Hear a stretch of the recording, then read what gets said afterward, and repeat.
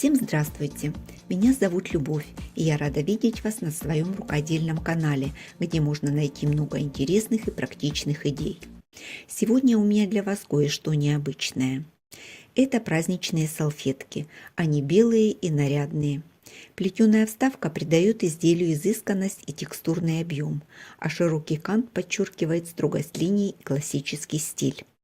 Посмотрите на этот уголок. Ширина подворота 5 см, но несмотря на это уголок ровный и аккуратный. Выполнен простым способом. Для начала рассчитаю нужный отрез ткани. Размер готовой салфетки у меня 20 на 30 см. К длине готового изделия прибавляю 2 ширины подгибки и 2 припуска на обработку края. Ширина отреза рассчитывается точно так же. Если готовая салфетка имеет форму квадрата, то, соответственно, для отреза ткани рассчитываем только одну сторону. Ткань для пошива у меня молочного цвета. В нее вплетена нить потолще, с небольшим блеском. Она создает рисунок и текстуру на ткани.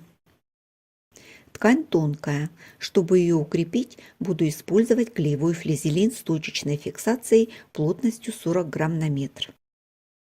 Размер основной ткани 42 на 32 см.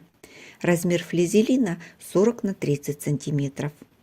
Нахожу, с какой стороны клеевой слой на флизелине. Он не сильно заметен, но на ощупь он слегка шероховатый. Кладу на изнаночную сторону ткани. Сдвигаю относительно ткани так, чтобы по всем краям остались припуски на швы. И затем горячим утюгом без пара приклеиваю флизелин. Утюгом не проглаживаю, а переставляю его с места на место. И только когда флизелин приклеится, проглаживаю всю поверхность.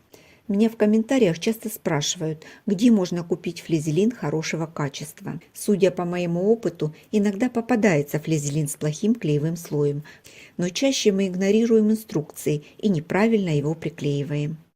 В характеристике флизелина, который я покупаю, указано время склеивания 8-10 секунд. Это значит, на каждом месте утюг должен стоять указанное время, чтобы флизелин с тканью стал как единое целое. Поэтому не спешим и клеим правильно. Припуски для стачивания остались непроклеенными. Загибаю их по краю флизелина и заутюживаю на изнаночную сторону. Заутюжила припуски со всех сторон, и теперь я хочу их зафиксировать.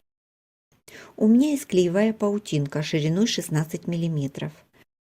Отмеряю нужный размер и разрезаю паутинку пополам, чтобы она не выглядывала из-под припусков. Вставляю под заутюженный край и приклеиваю утюгом. Чем ровнее сделаем край, тем красивее будет рамка. Паутинка не только фиксирует припуск, она еще придает жесткость, и пришивать рамку будет намного проще. Сделаю разметку для отворота. От края откладываю 2 раза ширину подгибки. В моем случае это 5 см и еще раз 5 см. Чем больше размер изделия, тем шире может быть подгибка. На изделиях небольшого размера очень широкую делать не стоит. Для моего размера это максимальная ширина. Складываю угол. Совмещаю метки.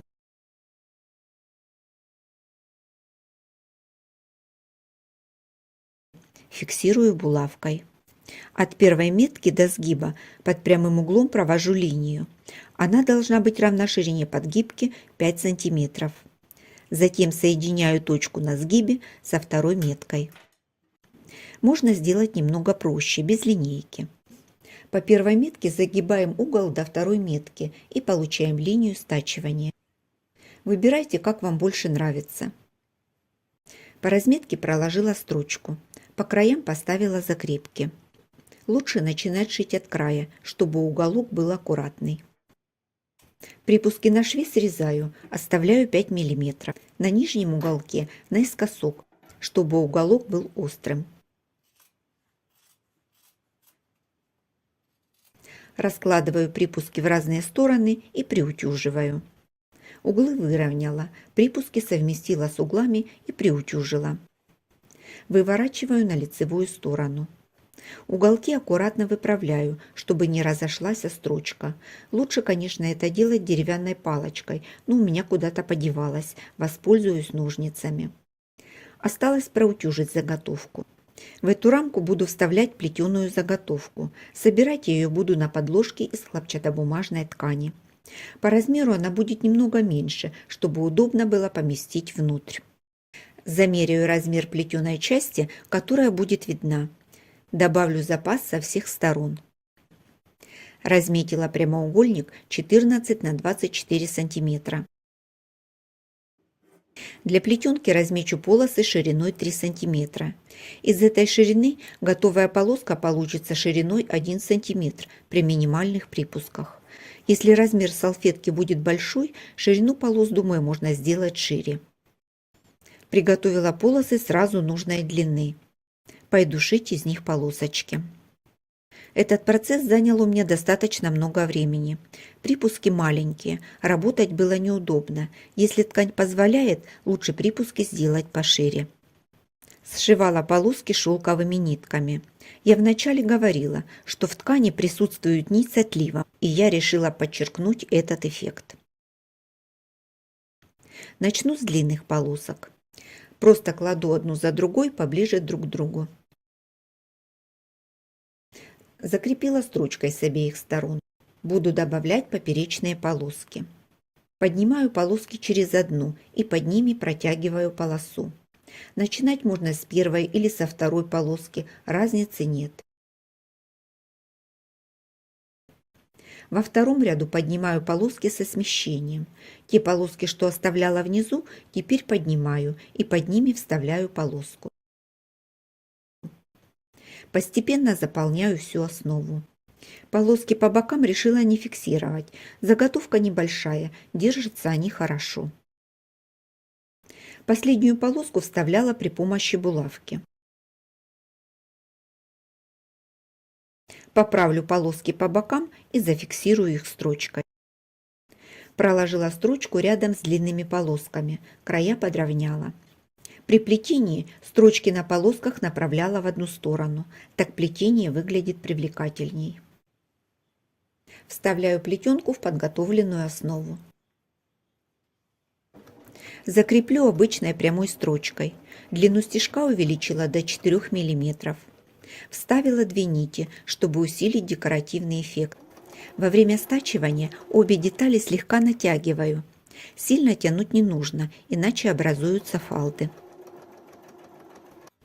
Обработанный уголок выглядит аккуратно.